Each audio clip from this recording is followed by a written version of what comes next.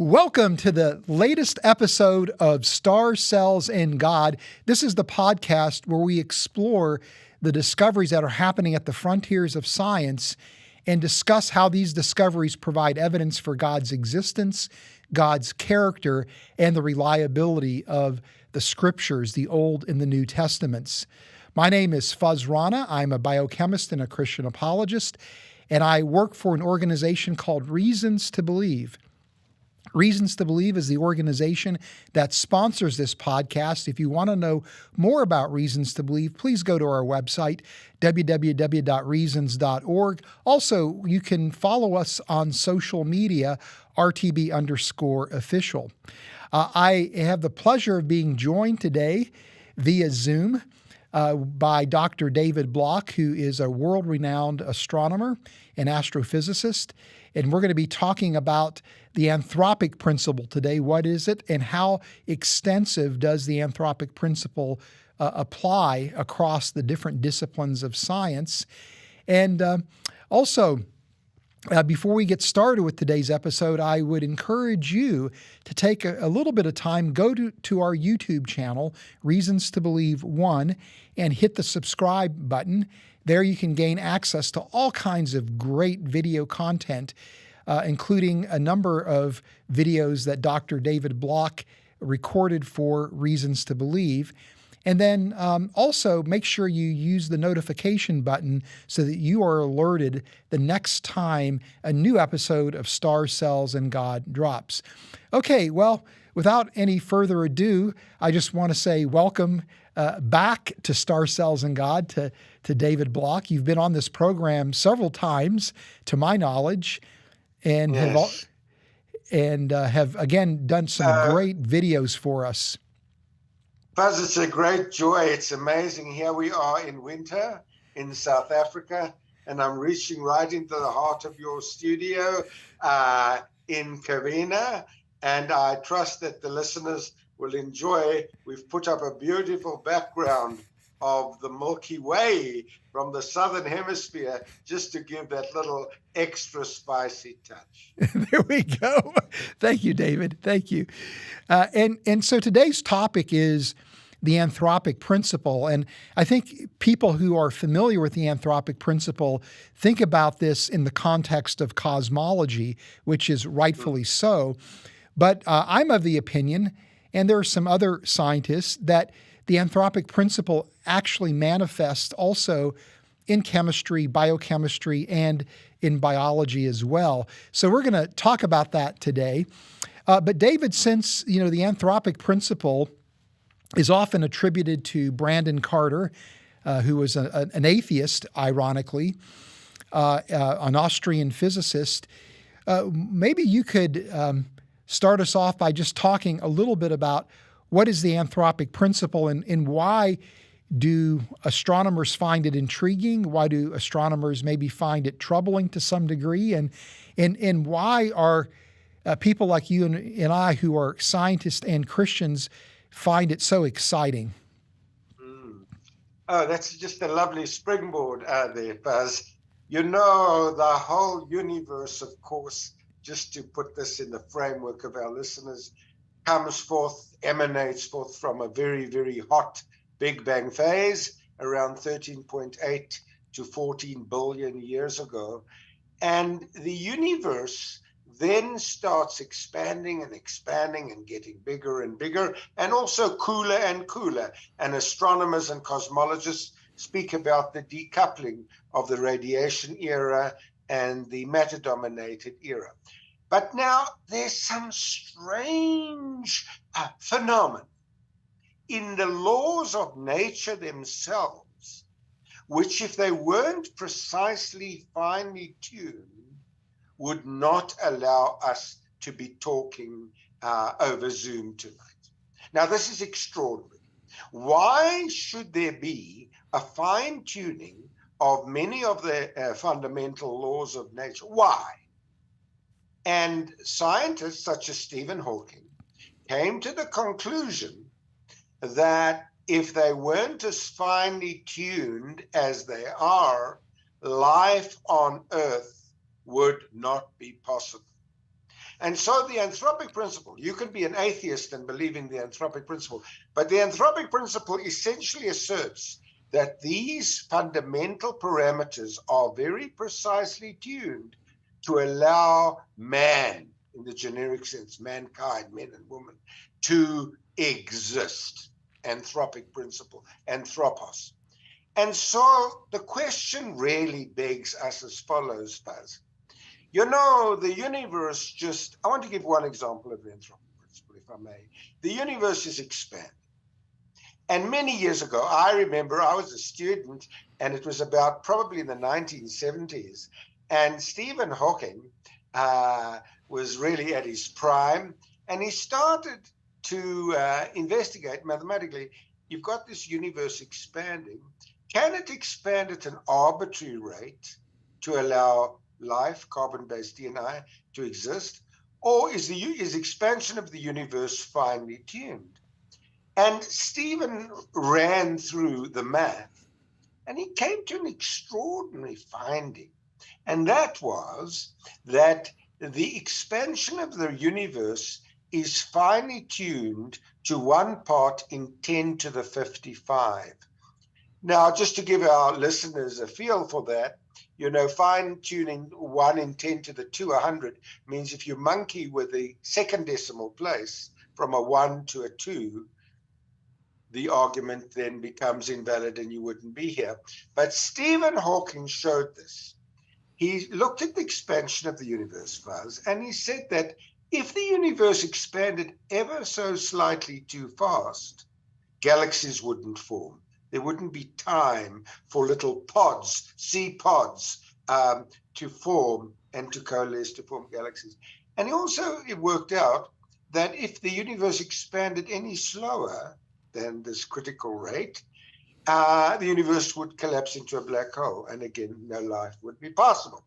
And then Stephen had a look at what the fine tuning was, and it's 1 part in 10 to the 55. Now that means if you monkey with a 55th decimal place, so that's 0.00000, 54 zeros and a 1.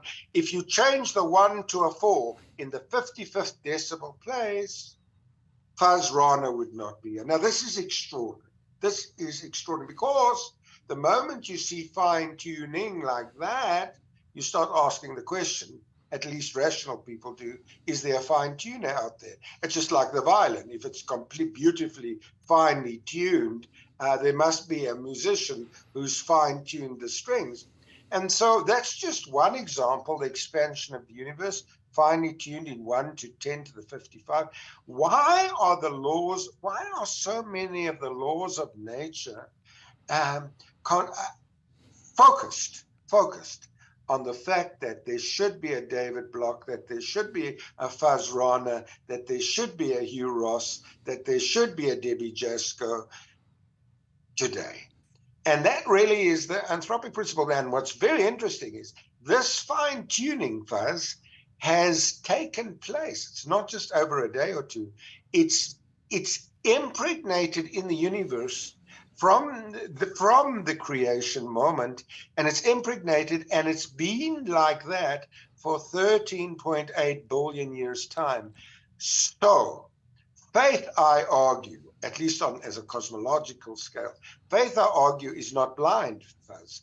Faith is based on evidence. And I believe the anthropic principle, and we're going to delve into this more, but seeing you wanted me to kick off from a cosmological viewpoint, I think it's astonishing. I think it's extraordinary. I think it's absolutely miraculous that you and I should be alive. That is the essence of the anthropic principle. It is astonishing.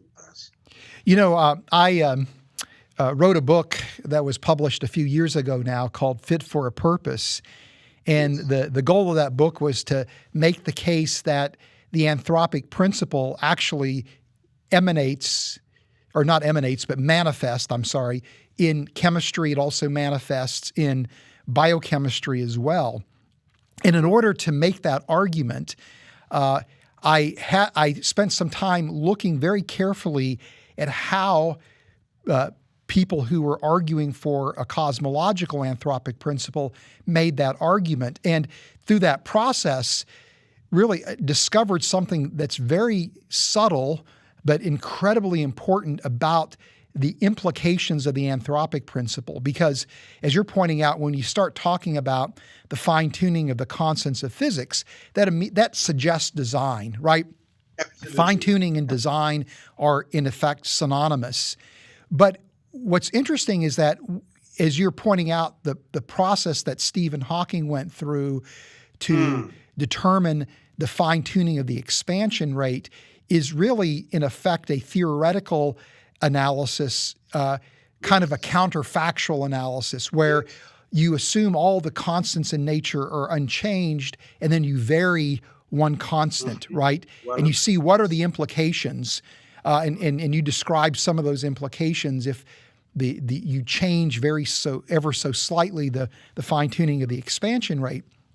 But really, in effect, what's going on here is that you're saying not only is there design, but that the universe has been structured in such a way for a purpose, and that purpose is the advent of life. In fact, the advent of human life, right? Correct. And so it's not just design, but there is a purpose, and that you would say that the universe, sometimes I've heard this expression, is fit for a purpose.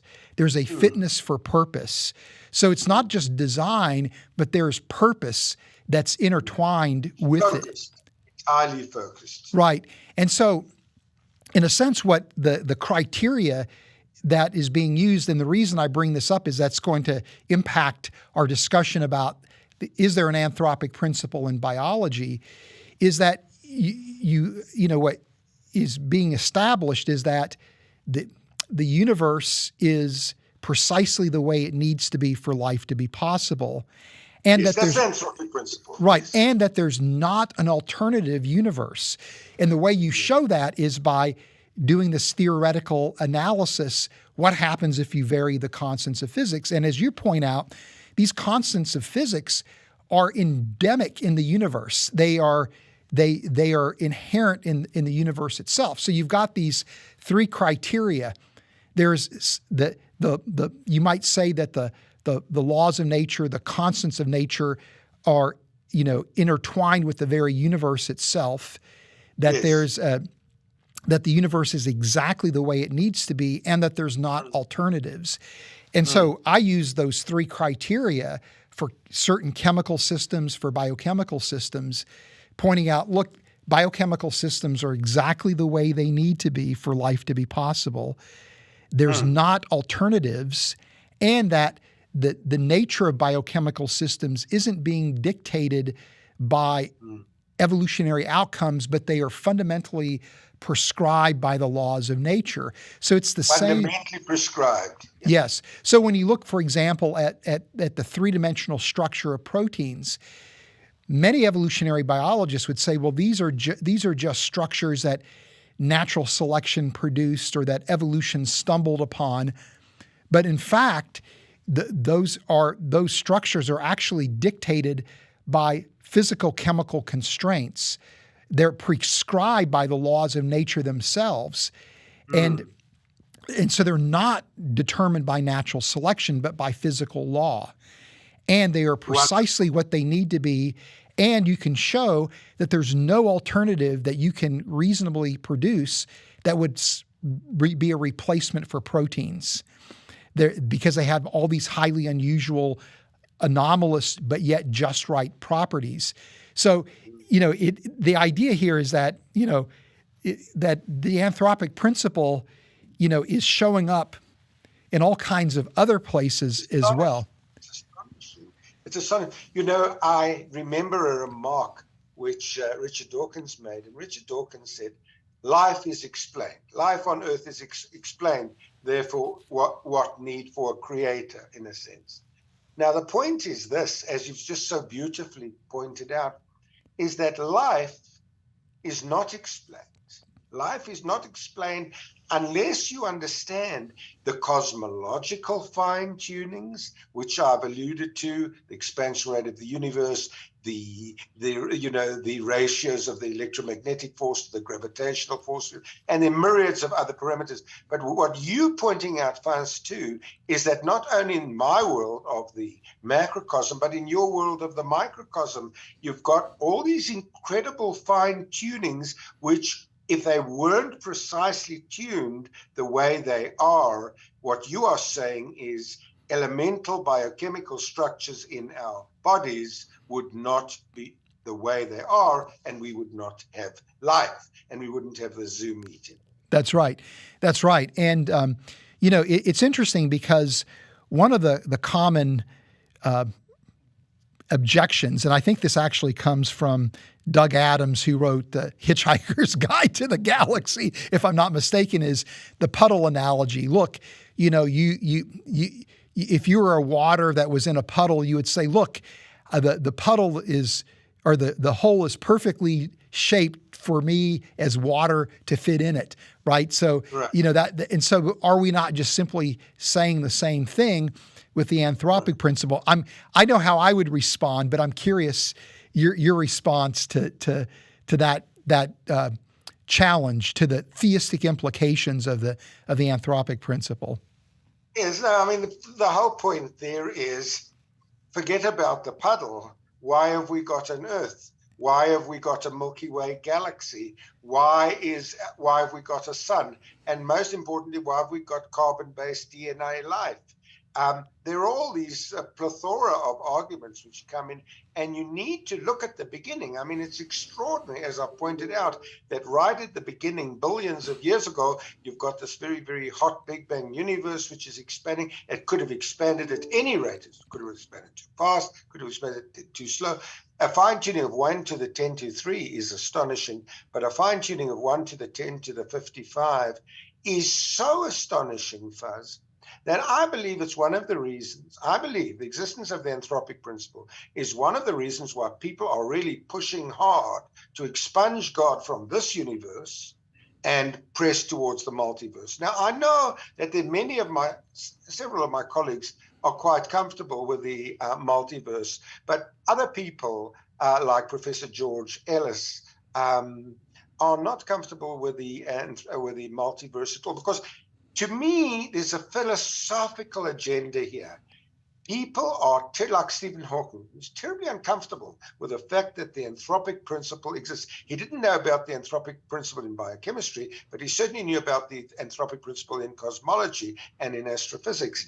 And when he looked at all of this, he had to, as a way, circumvent, expunge God from what he was seeing, because he was coming. Yes, he was coming face to face with a fine-tuning, and therefore face to face with a fine-tuner. And he wanted nothing whatsoever to do with a fine-tuner.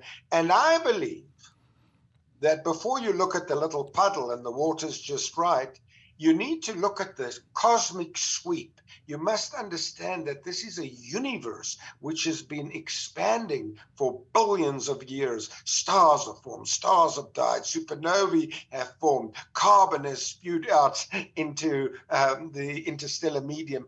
This is astonishing that the universe should be so precisely tuned in terms of the fundamental laws of nature, both on the macrocosm and the microcosm, to allow you and me to be here. If these parameters were not met and held, I love there's a verse in the scriptures, I think in Colossians, he upholds the universe by the power of his command. This is upholding the laws of nature on my scale and on your scale, the biochemical scale, for billions of years. I find that astonishing. So I'm not so astonished with the existence of the little pond. I'm astonished that there is a universe in which we can study the pond. Well, my response to that objection is inspired by one of my scientific heroes, Lawrence Henderson, who was in that day, today he would have been called a biochemist, but then he was called a physiologist, and was at Harvard University. He played a critical role in understanding how buffering works in biological fluids. And he was a non-theist. He didn't seem to have any theistic leanings. But in his work on blood, he realized that that water, carbon dioxide, phosphates have these just right properties that if they didn't have those properties, life simply wouldn't be possible. And so he wrote a book published in 1912, I believe, called Fitness of the Environment, which is an unbelievably prescient piece of work because he had all these ideas that turn out to still be valid today prior to even having a theory of chemical bonding. So this is even before the discovery of quantum mechanics and then the production of kind of chemical bonding theory. So amazing piece of scientific work. But his point was that if the environment wasn't exactly the way that it was, the chemical environment, life wouldn't be possible. Darwinian evolution was only possible because of the fitness of the environment. So he was thoroughly a Darwinian, Darwinian in his views. But his point was, this is, and even though he was a non-theist, he said this is more than mere coincidence. There's something fishy going on here in terms of that fine-tuning. So let's take that now and apply it to this puddle analogy. It's not that the puddle actually fills the hole and has the just right shape that matches the contour of the hole. It's the fact that you live in a universe where holes are even possible, right? That's the point, right? Is that why is it that we live in a universe where there's concavity, as opposed to only, a convex surface where puddles wouldn't even be possible at all. So, Henderson, I think, was again remarkable in terms of his thinking, and really his work inspired my book, Fit for a Purpose, in many, many ways. So anyway. You're touching on a very fundamental theme here, Faz, because the point is, it's not that there's the puddle, but it's that you've got carbon-based life, you and me, to observe the puddle. Everything is so astonishingly focused over periods of billions of years. It's as if an orchestra is playing, and eventually, as with Handel's Messiah, you've got the crescendo, the hallelujah, the building up of the cosmic theme, the cosmic orchestra. Isn't that what God has just done in the universe? Yeah. I'd love you to tell us more about the anthropic principle, but not in the realm of the large, Fuzz, but in the realm of the small, because I'm sure I'm going to eat up every word you say. Well, thank you. It's very kind of you, David. But, in some respects, one of the chapters that didn't make it into the book because I had already far exceeded my word count, that's the sad thing, that there were things that wound up on the cutting floor.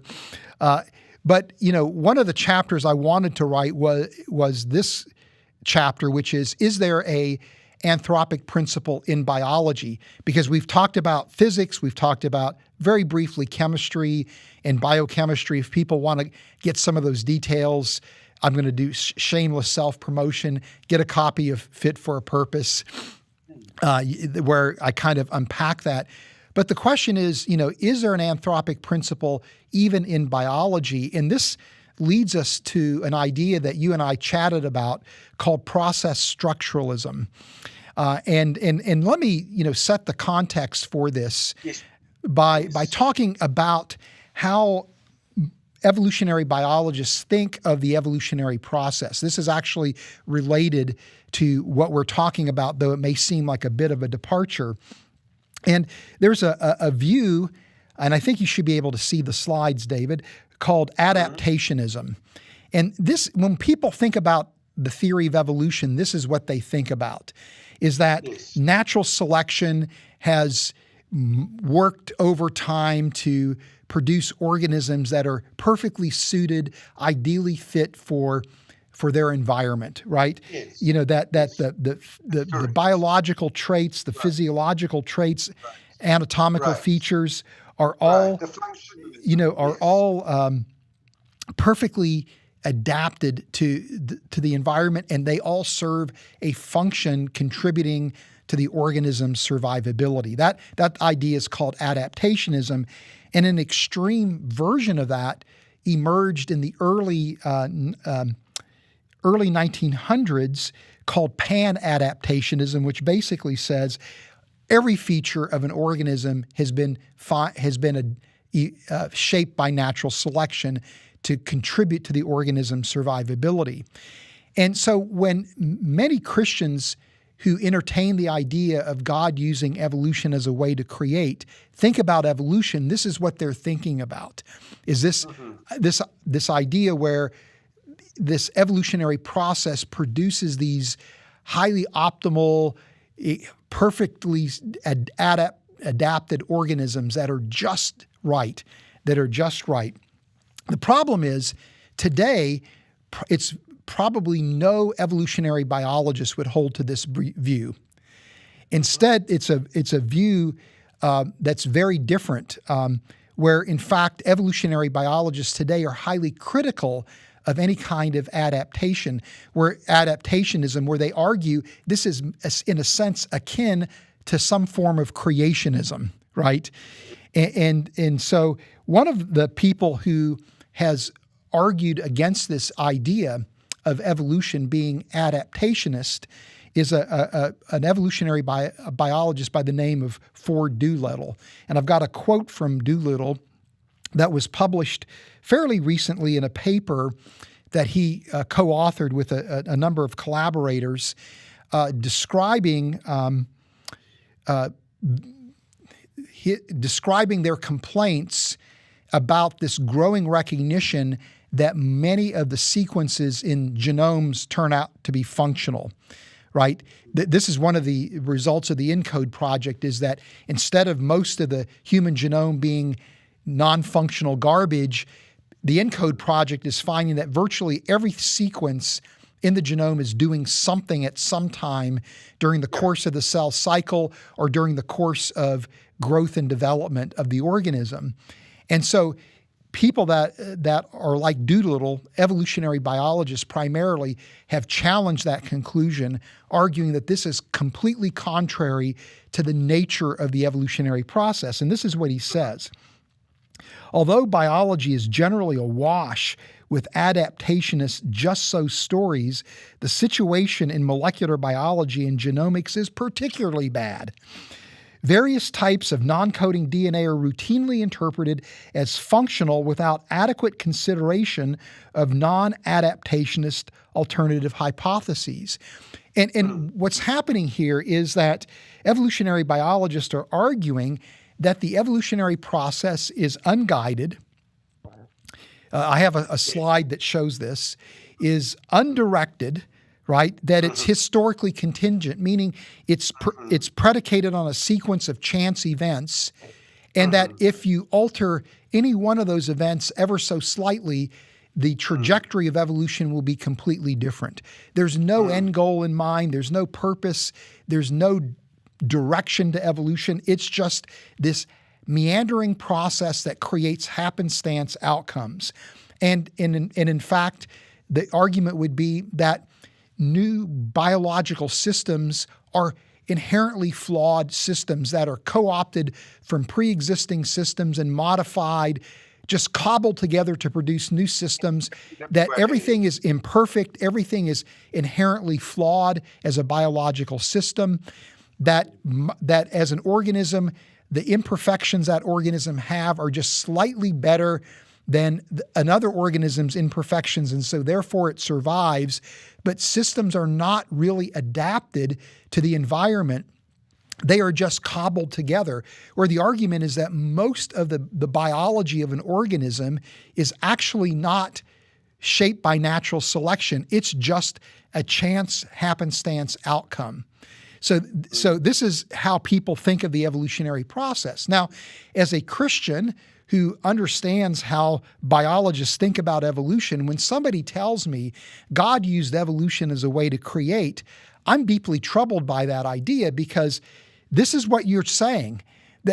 Would God use a process like this to create? Now, if you hold to an adaptationist view, I'm sympathetic to thinking that God could use that type of evolution, but this isn't what people think of as scientists when they're talking about evolution.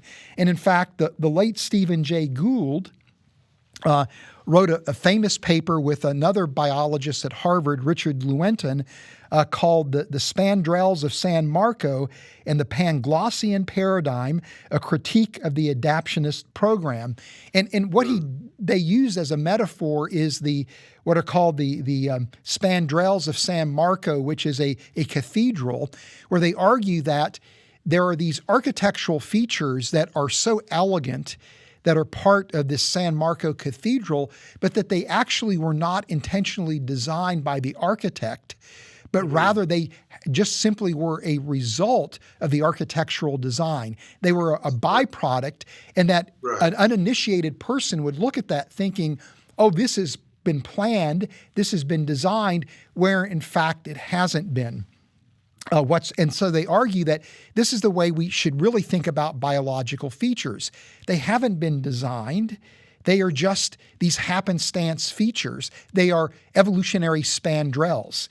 So this is what they write in this in a paper published in the Proceedings of the Royal Society journal, the B Journal. They say the spandrels of St. Mark's Basilica are so elaborate, harmonious, and purposeful that we are tempted to view it as a starting point of any analysis, as the cause, in some sense, of the surrounding architecture. The spandrels themselves are an architectural constraint that provide a space in which the mosaicists worked. It was just happenstance. And so the point here is that even though you, David, see the universe as having this elegant purpose, this teleology, right? Even though I see chemistry, at least the chemistry that supports living systems in those terms, even though I see biochemical systems in those terms, most biologists say that biology lacks purpose. It lacks any teleology whatsoever. And in fact, most biologists are strictly speaking anti-teleological. That you can believe anything you want about biology as long as you believe it doesn't have a purpose. That there's no purpose not only in living systems, but no purpose undergirding the history of life or the mechanism that produced life. That's the mindset. And so again, is this really something that Christians want to hitch their wagon to when they say that they are theistic evolutionists, right? So this is kind of the situation that we're in contemporary biology. So the idea here to claim that the human genome is mostly functional, the argument goes, is to completely miss the point. That it might appear to be functional, but really it's not. These are just things that evolution happened upon, right?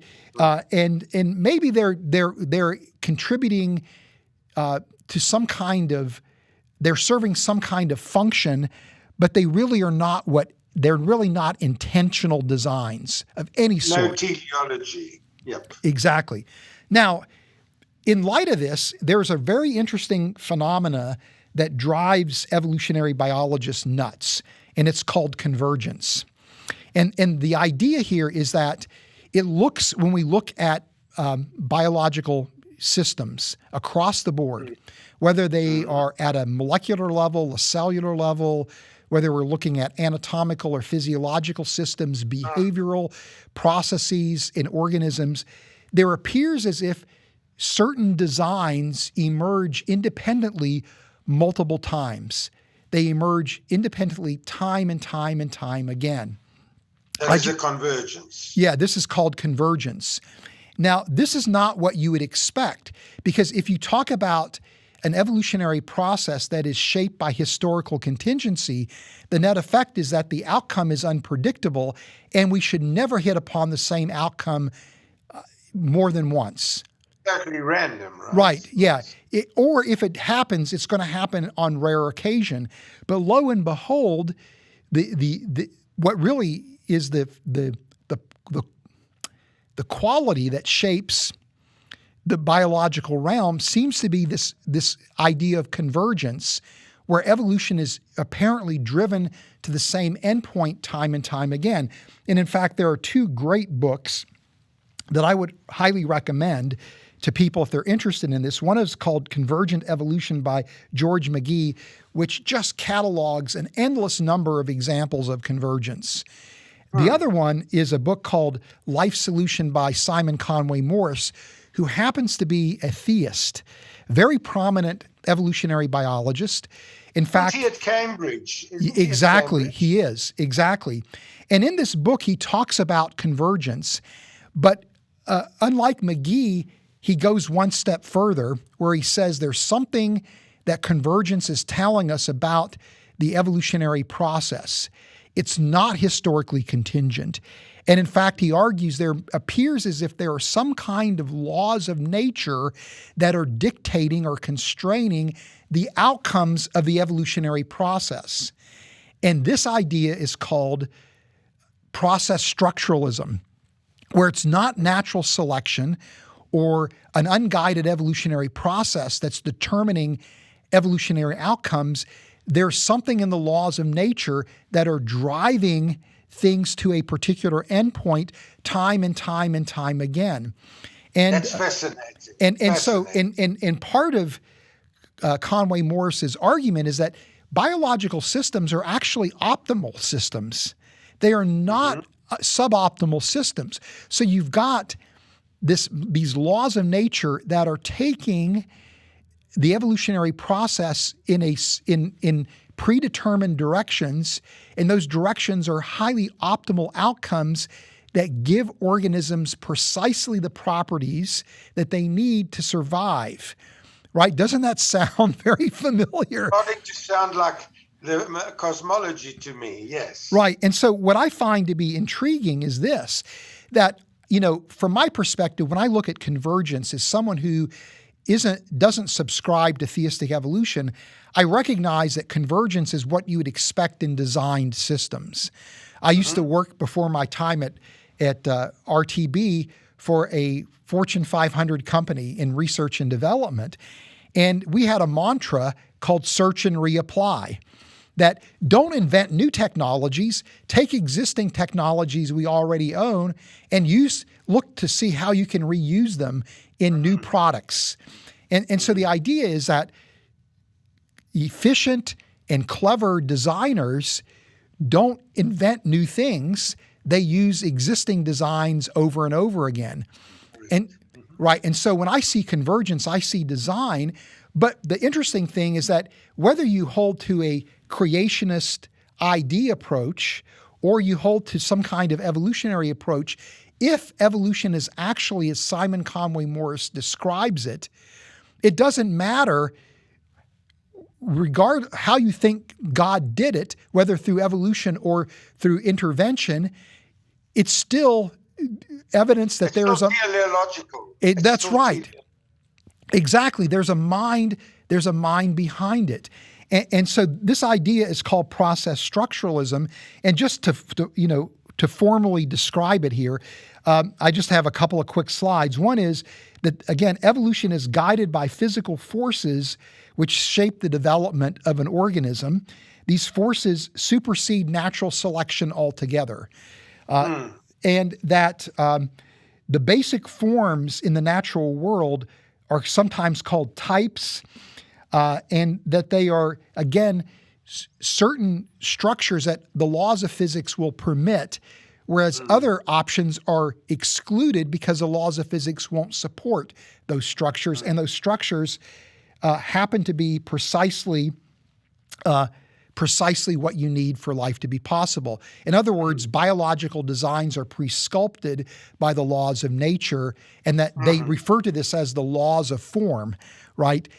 And Conway Morris argues that we've yet to discover what these laws of form are, but that evolution is actually this law-like process that is, again, going towards these predetermined outcomes. It's fascinating. Right. It's absolutely fascinating. And what I'm beginning to see is that even when it comes to chemical evolution and prebiotic chemistry, that it almost looks like there may be a type of process structuralism in chemical evolution as well. So once I was opened up to this idea, I'm now beginning to see support for this idea everywhere I look, right? It was just like my eyes were opened, the mud clods were removed from my eyes, to use a biblical analogy, and suddenly I'm seeing things that scream of teleology. And what's fascinating to me is Simon Conway Morris is at the vanguard, but I'm seeing more and more young biologists who are ascribing to this idea, who are theists. And so we literally could be seeing, David, a revolution in how we think about the evolutionary process that is taking us. Teleological. It's teleological. That's right. So now this is what is emerging, is that we've got this coherent picture of the universe, right? Where it's not just fine-tuning in the laws of physics, where everything else is left up to chance, in happenstance, in contingency. No, we've got a universe where it's the laws of physics, the laws of chemistry, the nature of biochemistry, the nature of biology that are all pointing towards this idea that there is purpose, and the purpose of the universe is the advent of not only life, but highly specific forms of life that are critical for ecosystems, that are critical to maintain the history of life on Earth, and ultimately are really pointing to the advent of humanity, who is then now capable of discovering the fine-tuning of every feature of nature. That's extraordinary.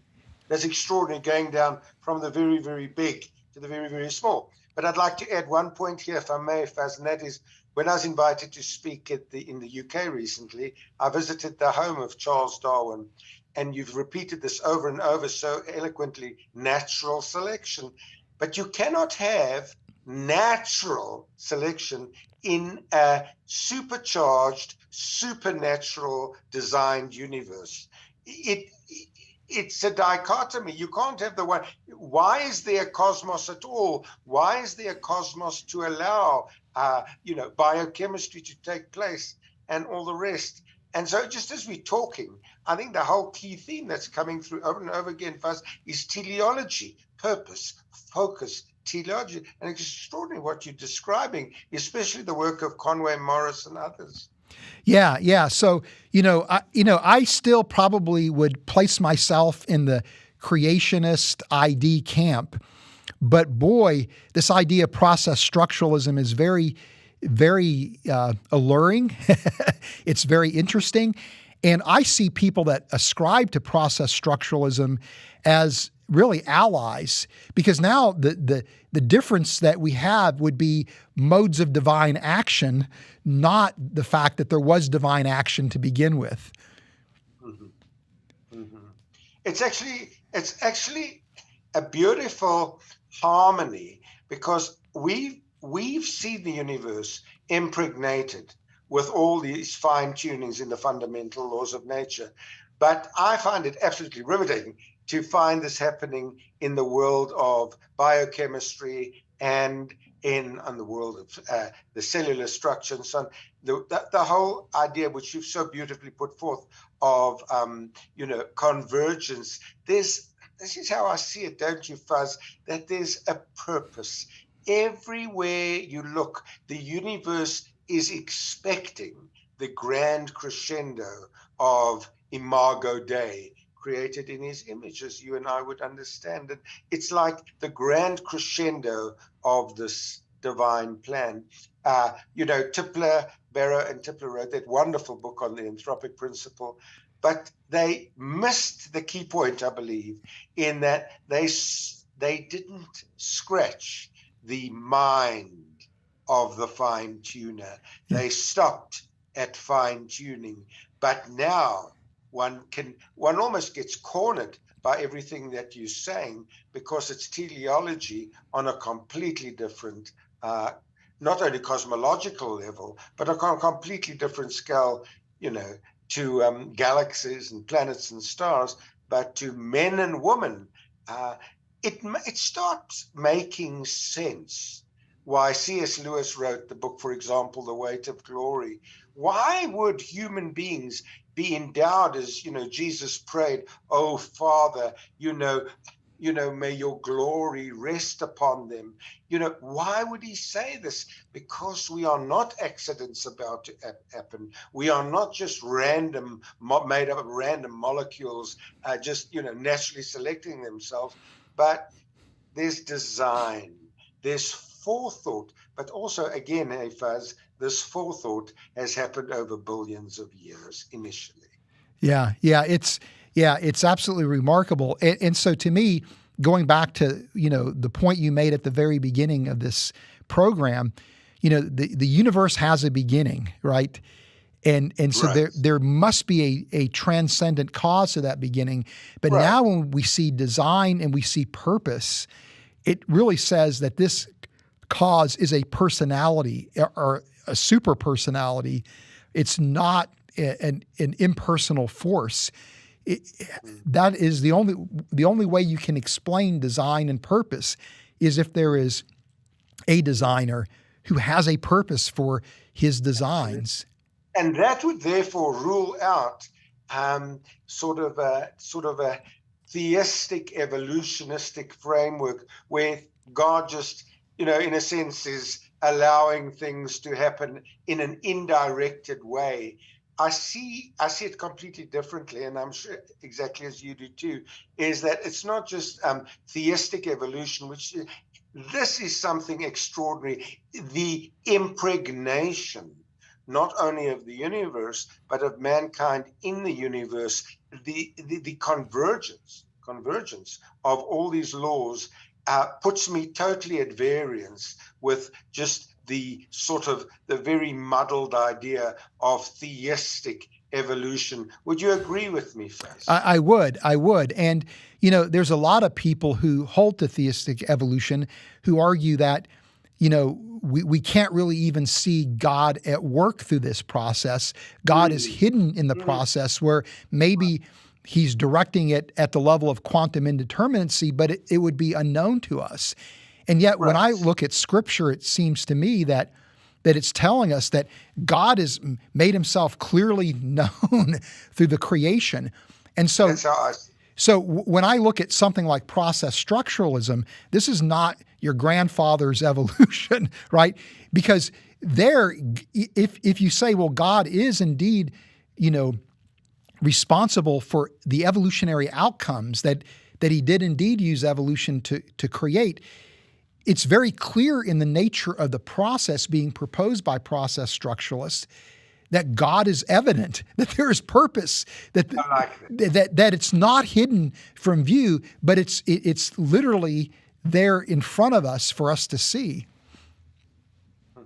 I think that, that highlights this point so clearly, in that in a theistic evolutionistic, God might be there, God might not be there. It's just far too nebulous. That's not what the cosmological anthropic principle teaches me anyway. It says God, it's shouting forth. Yes. The heavens declare the glory of God. It's shouting forth. And what you are describing so beautifully with process structuralism is that it's shouting forth. God is not hidden. It's not Pascal. Pascal spoke about possibly a hidden God, Deus et abscondicus, the hidden God. Here you are actually seeing, I believe, Faz, and correct me if I'm wrong, but you're seeing the handiwork of God, very much at work, so much to the extent that we can read in Genesis, and God made man in his own image. In other words, it's teleology, it's purpose, it's focus, it's a crescendo, it's convergence. Yeah. Yeah. Well, and if indeed, there is a creator behind everything, we would expect the universe to coherently proclaim the same message regardless of where we look.